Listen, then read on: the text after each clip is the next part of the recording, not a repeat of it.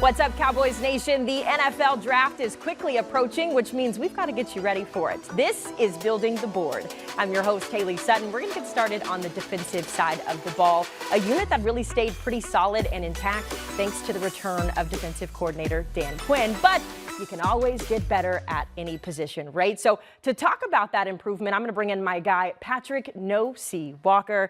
Now, Patrick, obviously with this defense playing behind a Dan Quinn at that defensive end position, it's really difficult to kind of make that better. You've got Sam Williams going into his second year. We just got Dante Fowler back. But how do you continue to improve at that position? As difficult as it is to believe, Haley, and ladies and gentlemen of the jury, you can, in fact, get better if you're the Dallas Cowboys defense. Of course, we're talking about a defense that arguably was one of the best in the league last year, but they were able to retain Dante Fowler, as you mentioned, Haley. They were able to look forward to what Sam Williams will provide, but you're also looking at DeMarcus Lawrence coming off of another big year. Edge rushers are looking great. Dorrance Armstrong had a breakout season in 2022 as well, but the edge rush in this year's prospect pool looks great at the top of the list. So it's going to be difficult to pass on any of those guys if they're available at number 26. So it's going to be a very interesting conversation come late April. Let's talk about the future of the position as well, because the Cowboys are really big on drafting and developing and looking ahead to the future. So when you have guys like Tank coming up on contract seasons, Micah Parsons, they'll eventually have to have those conversations.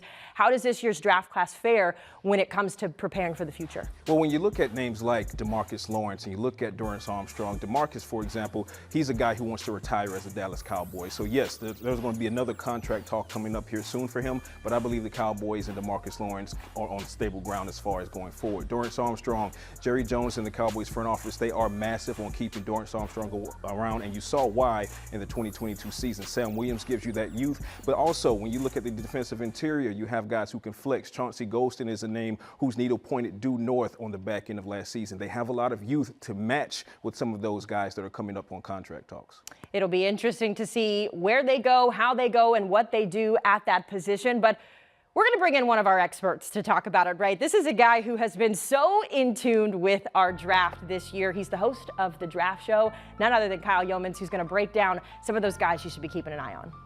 Thanks, Haley. You and Pat actually nailed it in terms of this defensive edge class, because overall, the edge spot for the Cowboys, pretty solid. They're bringing back a ton of guys, but you can always add talent to that defense and try and pair some guys with DeMarcus Lawrence and Micah Parsons, Sam Williams even last year proving that. Then a year after they drafted Micah Parsons, they went and added a guy like Sam Williams. But if they're going to find some talent in this draft class, it's probably going to come on day one or day two. And there's one prospect the Cowboys have been known to be linked to already. Dan Quinn actually traveled up the central United States to go and talk about him and talk to him, and that's Will McDonald, the fourth edge rusher out of Iowa State. You talk about long, lengthy. He comes in with 35-inch arms. He's got a long reach at the line of scrimmage, and something to keep in mind. 6'3", 230 pounds, or just a smidge under that, and he had plenty of production in the Big 12 as well with his 34 sacks throughout his career. We're going to take a look at a couple of plays here.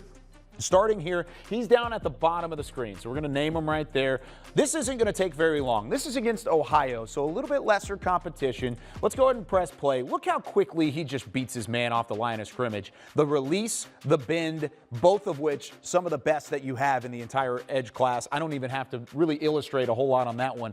But going to Big 12 action. So he did it against Ohio. Can he do it against Texas Tech? Texas Tech's been known to put out some good offensive linemen. Offensive tackle, of course, Terrence Steele a couple years ago. They have a pretty good tackle here that's a draft prospect next year. Let's see what Will McDonald can do here. I talked about the length. Watch the length. Pause it right there. Back it up just a hair to where he makes contact. You're able to see just how much power he has with the arm on the inside shoulder of that left tackle, and then he comes back around and rips. He doesn't really need to rip, and then he gets off this block and he's off to the races. No chance to get that football out because he is so quick off the line of scrimmage. You can see that in its testing as well. Final play that we're going to take a look at. This is against the TCU Horned Frogs, so competition gets better and better along the way. TCU went to a national championship game, and I'm still not sure if they faced the guy as speedy and as bendy off the line of scrimmage as Will McDonald. This time he comes to the inside. Saw him go outside a couple different times. He makes a nice move here to get